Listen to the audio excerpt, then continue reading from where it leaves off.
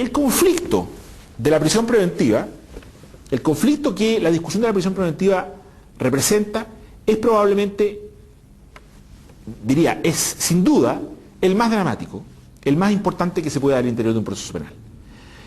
Y desde ese punto de vista, el juez que lo resuelve se encuentra en una posición especialmente compleja. Y es por eso que es necesario generar un conjunto de condiciones para que se desarrolle de la mejor manera posible. ¿Cuáles son estas condiciones especialmente? ¿Por qué es tan dramática esta decisión? ¿Por qué es tan compleja? Bueno, de alguna manera ya lo anunciábamos cuando decíamos que aquí está en juego el problema, la vigencia de la presunción de inocencia. Cuando el juez se enfrenta a la solicitud de una prisión preventiva, el problema que ese juez enfrenta es que de acceder a los requerimientos del fiscal está afectando radicalmente uno de los valores esenciales del sistema, que es la presunción de inocencia. Es decir, la idea de que el castigo debe estar antecedido por una decisión que declara la existencia de los supuestos de la responsabilidad penal. El acceder a la aplicación de una medida tan grave como la prisión preventiva en forma anticipada supone el riesgo de una afectación radical de este principio.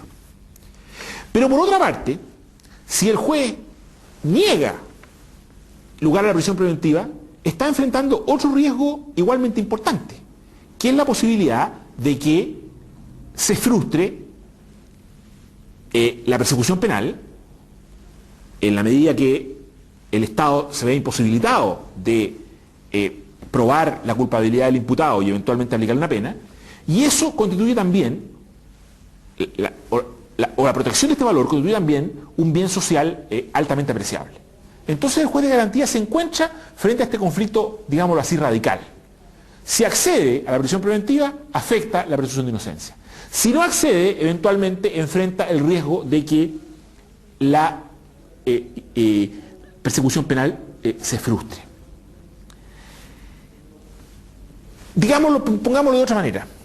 El conflicto que el juez enfrenta tiene que ver con el hecho de que media un tiempo entre el momento en que la imputación se formula, concretamente, entre que la policía realiza algún conjunto de investigaciones y luego la fiscalía resuelve ir adelante con la persecución penal, media un tiempo entre ese momento y el momento de realización del juicio. Y entonces el problema es cómo se maneja ese tiempo intermedio para evitar, ¿cierto?, que se produzca por un lado el riesgo de que el juicio no pueda ser realizado y por otro lado el riesgo de encarcelar, de mantener en prisión a una persona que en definitiva puede resultar inocente y en consecuencia de cometer una grave injusticia. Si entramos un poco más específicamente al contenido de este conflicto, al contenido de la discusión, vamos a encontrarnos con que básicamente todas las legislaciones van a centrar la discusión sobre prisión preventiva en dos elementos. Uno, que normalmente se llama el supuesto material, que en otros países tiene otras denominaciones, como por ejemplo la existencia de presunciones fundadas de la comisión del hecho y la participación del imputado, la apariencia de buen derecho, la plausibilidad de la imputación. Pueden tener distintas denominaciones, pero básicamente un primer elemento consiste en la idea de que quien solicita la prisión preventiva debe satisfacer un cierto estándar de antecedentes probatorios que en definitiva pueden llevar a la condena del sujeto. De lo que se trata es de que quien pide la prisión preventiva tenga que demostrar que cuenta con un caso suficientemente sólido como para pensar que este caso va a derivar en un juicio oral y en consecuencia de allí surge la necesidad de tener que eventualmente tomar medidas de cautela en este tiempo intermedio. Este es básicamente el primer elemento. Es decir, el juez lo que está haciendo cuando examina este supuesto está verificando que la Fiscalía cuenta con un caso que tiene la solidez necesaria para pensar que va a ser necesaria la resolución del conflicto en un juicio oral. Si el juez considera que esto es así, dará lugar a, o podremos entender que se encuentra satisfecho este primer elemento. En algunos casos, algunas legislaciones han puesto mucho énfasis en poner estándares probatorios muy elevados en esta etapa. Incluso en algunos casos se ha planteado que esto sería una posición que favorecería el desarrollo de las garantías. En mi opinión eso es un error. Si nosotros ponemos estándares probatorios elevados, si exigimos que el juez verifique a fondo la existencia de pruebas importantes que den cuenta de la realización del hecho y la participación del imputado en él, corremos el riesgo de hacer que el juez de garantía exija en la práctica una especie de juzgamiento anticipado del imputado. Y esto determina, o puede determinar, que el propio juez de garantía se prejuicie respecto de la culpabilidad del imputado. Y si tenemos un juez de garantía que producto de estas altas exigencias probatorias se ha convencido que el imputado es culpable, o es muy probablemente culpable, vamos a tener un juez de garantía que difícilmente va a poder cumplir su función de equilibrio entre los valores que mencionábamos, la presunción de inocencia y las necesidades de la persecución.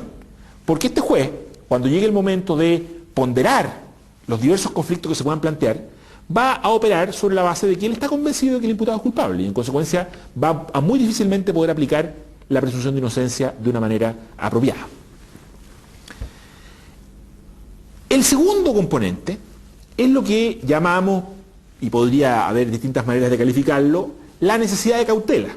Es decir, una vez que yo he convencido al juez de que tengo un caso sólido que va a llegar a juicio, tengo que, hablando desde el punto de vista del fiscal, ¿cierto?, demostrar que además existen razones para pensar que la realización de este juicio puede estar en riesgo y que es necesario tomar medidas para evitar ese riesgo. Las distintas legislaciones establecen distintas causales o distintas justificaciones que admiten la aplicación de la prisión preventiva en este sentido. Podríamos decir que la más clara, la más tradicional y ampliamente aceptada es la idea del peligro de fuga. Es decir, el juez puede decretar la prisión preventiva para garantizar que el imputado vaya a comparecer al juicio oral y eventualmente a la aplicación de la pena que se le determine. Esto es bastante claro. Algunas legislaciones agregan a esta idea del peligro de fuga la idea de la posibilidad de decretar la prisión preventiva para proteger la investigación. Esto es, puedo mantener eventualmente al imputado privado de libertad en este tiempo intermedio para evitar que realice acciones que pongan en peligro a las pruebas que van a ser presentadas en el juicio o algunas actividades investigativas. Este peligro, en todo caso, tiene que ser un peligro bastante concreto, tiene que referirse a actos deliberados del imputado destinados a, por ejemplo, intimidar a los testigos, robar documentos, falsificarlos, es decir, a actuaciones muy específicas que pudieran impedir que el juicio se desarrollara de manera apropiada a través de, como digo, actos específicos deliberados del imputado para evitar que las pruebas puedan llegar apropiadamente al momento del juicio. También hay algunas legislaciones que establecen la posibilidad de decretar la prisión preventiva con el fin de proteger a la víctima. Esto es, la posibilidad de que yo mantenga preso al imputado para evitar que el imputado amedrente, lesione y eventualmente mate a la víctima antes del juicio, bueno, ya sea por razones de odiosidad, de continuidad, en aquellos delitos, por ejemplo, en los cuales hay relaciones cercanas entre imputado y víctima. Esto podría ser una continuidad de fórmulas de agresión que han venido repitiéndose en el tiempo, pero también podría el imputado querer atentar contra la víctima para evitar que ésta se presente como testigo al juicio. Y en ese sentido, esta causal también se asimila a la causal del peligro de atentado contra la investigación. Finalmente, hay algunas legislaciones que plantean la posibilidad de que el